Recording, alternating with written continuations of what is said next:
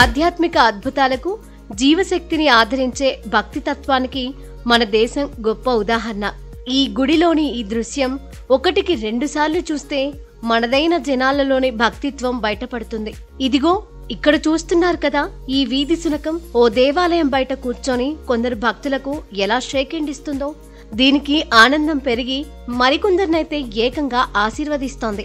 ప్రస్తుతం ఈ video social మీడియాలో వైరల్ గా మారింది. మహారాష్ట్ర అహ్మద్ నగర్ జిల్లాలోని సిద్ధి వినాయక గుడిలో ఇది జరిగింది. గుడికి వచ్చిపోతున్న కొందరు భక్తులకు ద్వారం వద్దే కూర్చున్న శునకం షేక్ హ్యాండ్ ఇస్తూ ఎంతో ఆప్యాయంగా కాలు అందిస్తోంది. ఇక చేతులెత్తి మొక్కిన వారిని ఏకంగా ఆశీర్వదిస్తోంది. స్థానిక సిద్ధి వినాయక దేవాలయం వద్ద ప్రతిరోజు ఈ శునకం సేమ్ ప్లేస్ లో కూర్చొని ప్రజలను పలకరిస్తోంది. ఇది నిజంగా అద్భుతం. జంతువులు ఎంత కరుణతో ఉంటాయో చెప్పేందుకు ఇది దేవుడి సంకేతం అనుకుంటూ ఆదరిస్తున్నారు జనాలు.